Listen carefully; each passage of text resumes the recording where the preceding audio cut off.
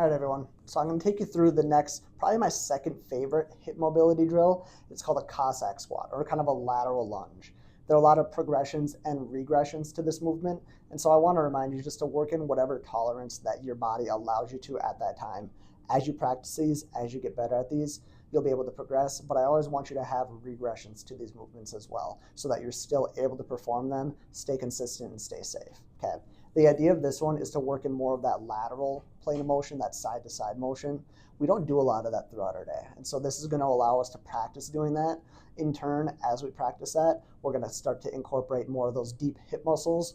This one specifically is going to really work those inner thigh muscles, those adductors. Those are really important too, because there aren't a lot of movements that we do throughout our day to actually work and activate those. Okay. So I'm going to kind of show you that middle ground movement. In an ideal world, again, you have, whether it's a PVC pipe, even a broomstick, this will work too, but you want to keep it out in front of you. You're going to, again, hold that. This is going to be your base of support. General rule of thumb, your legs are going to be a lot wider apart than what you feel is comfortable, okay? But you'll kind of see why that needs to be the case in a second. So again, feet nice and wide. Your feet are going to be angled out, kind of a little more like that 45-degree angle. This is going to be out in front of you. And what I want you to think about doing is the whole time, you're going to keep the heel to the side that you're going to down, okay? And so I'm just going to go through a few repetitions just to show you what it looks like, and then I'll kind of talk about different progressions and regressions to this. So again, using this for support, come down, think about sitting back as you go down. Keep this opposite leg down, back up, okay? Then you'll alternate, same thing on the other side. Good. It's really important to keep those heels on the ground the whole time. This allows you to sit back and activate those glute muscles instead of working too much of the quad and have that forward lean. Okay, so I'm just going to go through one more each side.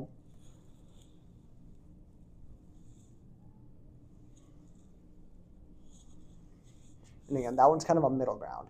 If you feel like you can't go quite as deep, even if you can get down to here and here, and again, as you practice it, you slowly start to get better, slowly start to get deeper into that position. As you get better at this movement, and again, I'm probably not the best example of this, but you hold your arms out nice and straight like this, and then you just come down with your body weight, okay? As you get better with just the body weight, you can start to add weight, whether it's dumbbells down out in front, maybe a kettlebell out in front, kind of in this forward carry position here.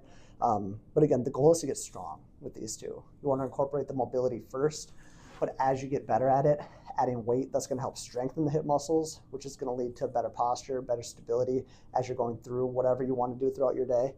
Again, treat this like practice. You want to make sure that you're trying to perfect the movement, not just going through the motions. That's the key to any rehab movement, any mobility movement. Okay, and so again, practice it, try and perfect the movement, and then slowly start to increase load and progress that way. Give this one a try. Really, really difficult. You can kind of hear I'm out of breath just kind of going through a few repetitions, but the more that you practice this, the better you'll get, the better your hips will feel, the stronger base that you'll have. So again, give it a try and see if that works for you.